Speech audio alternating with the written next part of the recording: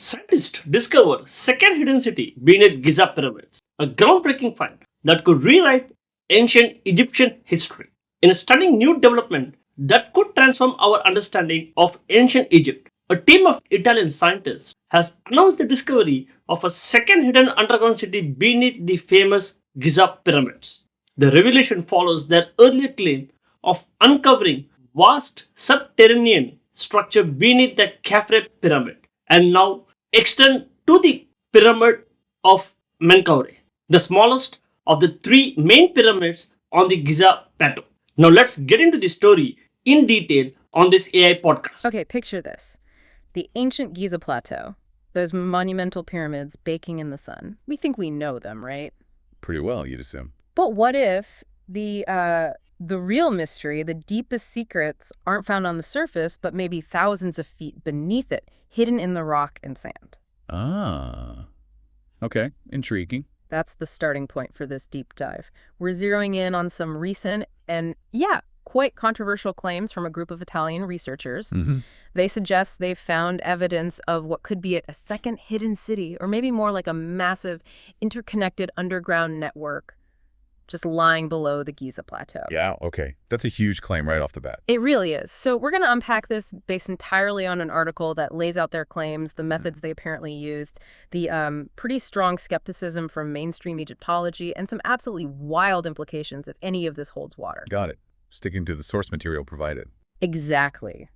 Our mission. To get a handle on these extraordinary claims, understand the evidence they put forward in this article, hear the counter-arguments presented, and sort of explore what it could mean for our view of ancient history, all strictly within the confines of this material.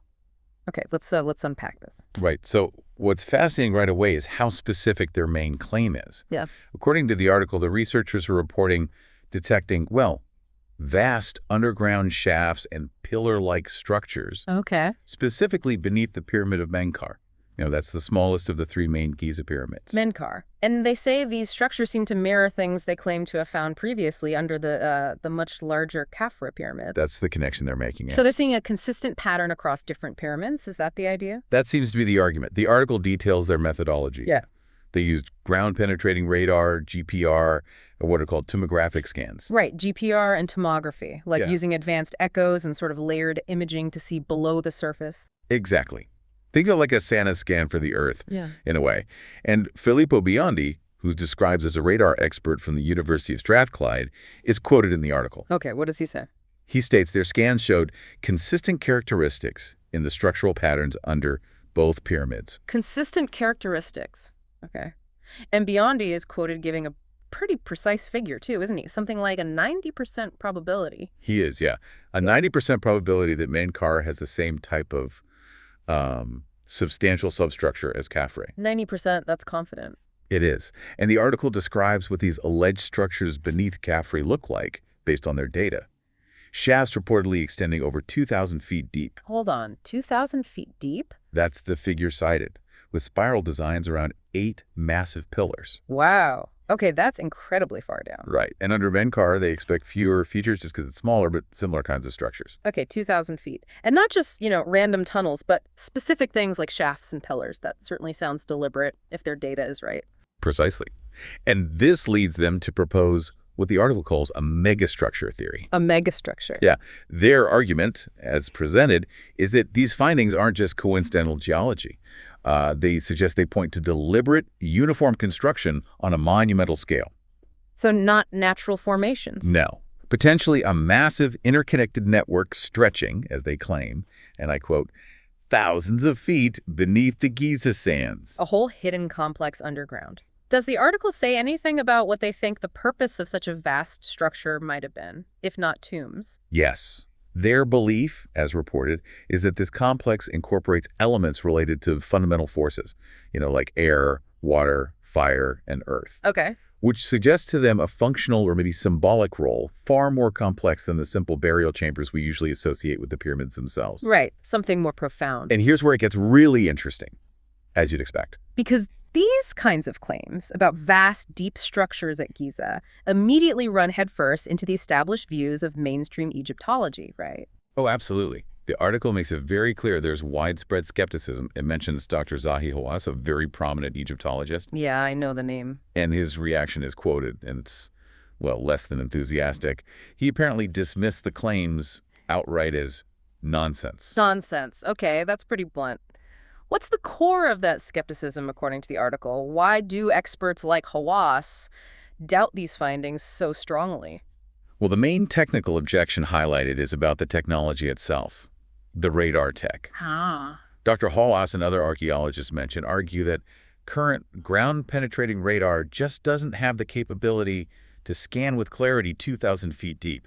Right. Not reliably. So the signal wouldn't reach, or it'd be too distorted. Exactly. Signals typically weaken and distort way too much at such extreme depths, especially trying to penetrate complex geology like the Giza bedrock. It's not like scanning smooth sand. Ah, okay, so it's not just doubting their interpretation of what they saw, but questioning if their method could even see that deep accurately in the first place. That's a key part of the skepticism reported. And the article emphasizes the standard scientific requirement here. Mainstream archaeology demands, quite reasonably, rigorous peer review and independent scientific validation. Especially for claims this big. Absolutely. Yeah. Those are essential before such extraordinary findings could possibly be accepted. Which makes complete sense. You need incredibly strong evidence to overturn, decades, centuries of understanding about such a well-studied site. Couldn't agree more. But the claims in this article, they don't actually stop at just the underground structures. Oh. They also propose a timeline for these structures that clashes dramatically with our established view of Giza's history. Right, this is where it goes from maybe intriguing tech findings to potentially paradigm shifting, isn't it? They're not saying the structures were built by the same dynasties that built the pyramids we see today, around 4,500 years ago. Correct. That's not their claim. Yeah. Their proposed timeline pushes the construction back, well, incredibly far. How far back? They suggest these underground systems were built by a, quote, lost civilization as far back as 38,000 years ago. 38,000. Whoa. Okay. That's a monumental leap. That pushes complex construction way, way beyond what we currently attribute to that era anywhere on Earth, right? It absolutely does. Yeah. And they offer an explanation for why this supposedly advanced civilization isn't part of our known history. Which is? They theorize it was wiped out by a global cataclysm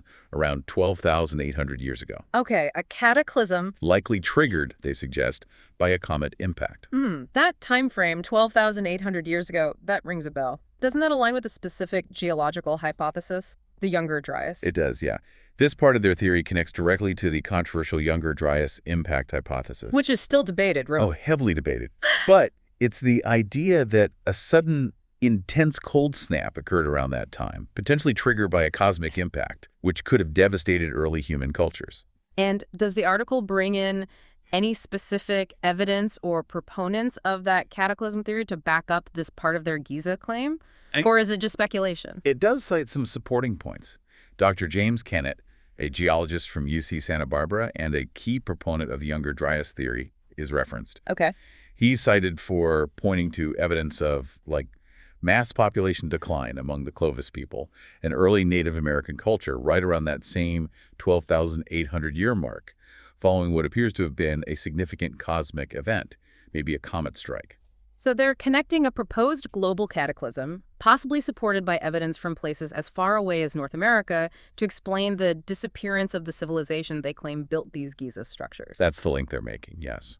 And Kennett is also cited regarding impact markers. The geological signatures left by a cosmic collision found in Abu Huraira, Syria. Syria. How far is that from Giza? About 1,000 miles, roughly. The article suggests that a celestial impact in that wider region could have caused massive flooding, maybe huge tsunamis in the Mediterranean or massive Nile floods.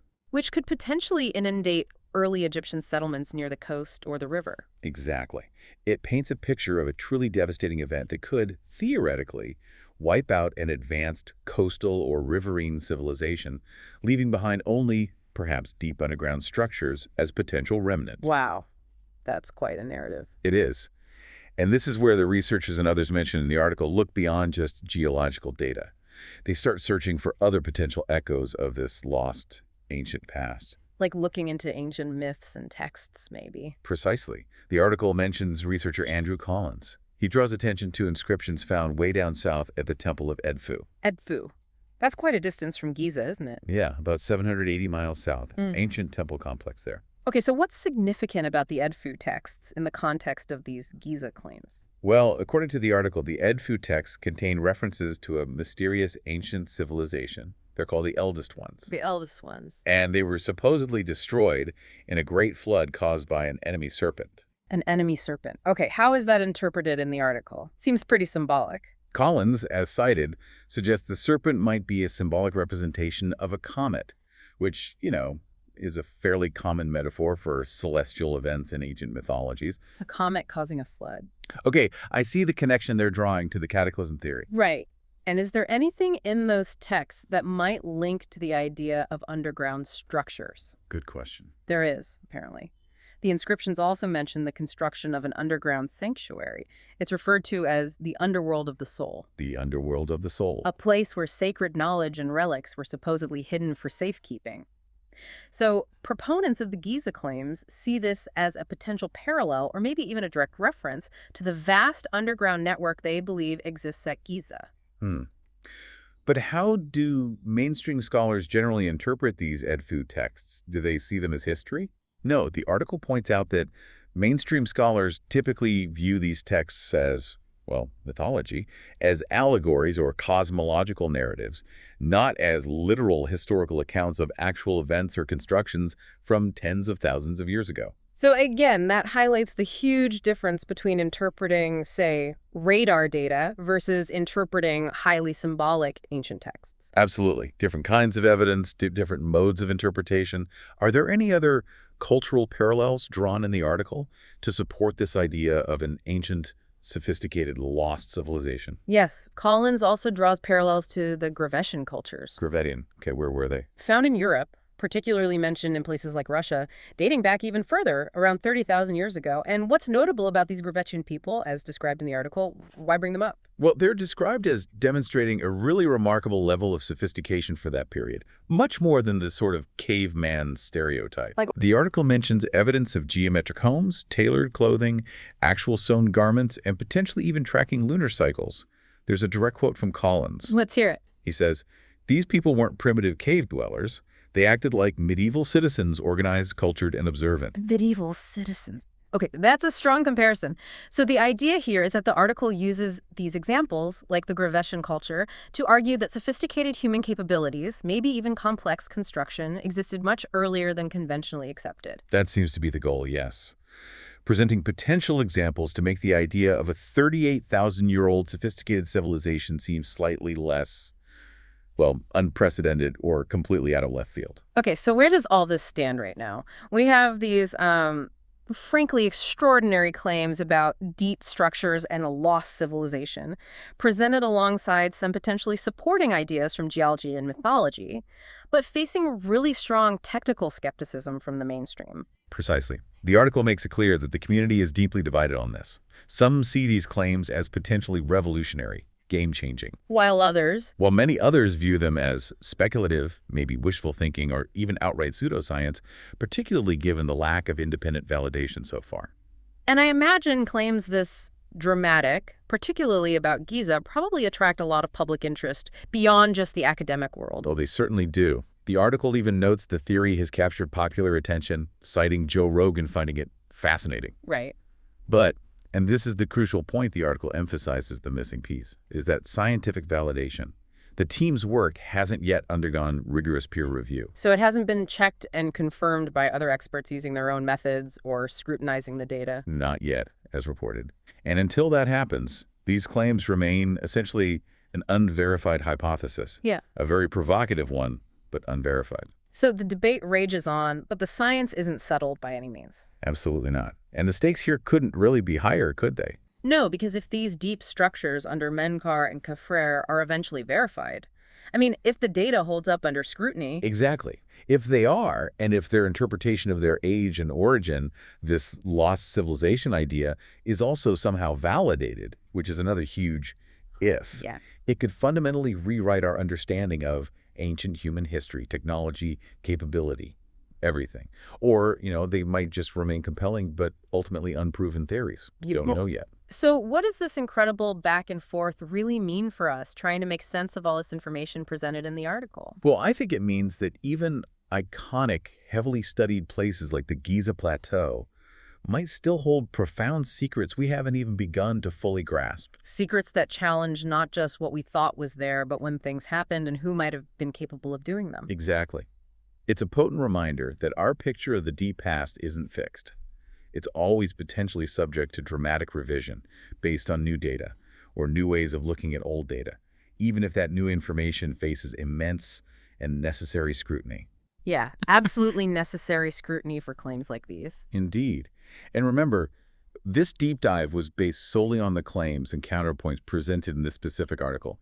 It really highlights that tension between, groundbreaking, perhaps radical new ideas and the rigorous, sometimes frustratingly slow process of scientific proof. And it really leaves you thinking, doesn't it? How much of ancient history might still be hidden, not just in undiscovered sites halfway across the world, but maybe in layers of rock we can't yet fully interpret, or perhaps just hidden by the limitations of our current technology, or even our established ways of thinking about the past. There's still so much we might not know, potentially buried just beneath the surface in more ways than one. Can modern ground-penetrating radar really detect structure 2,000 feet underground? Don't forget to comment it. Thanks.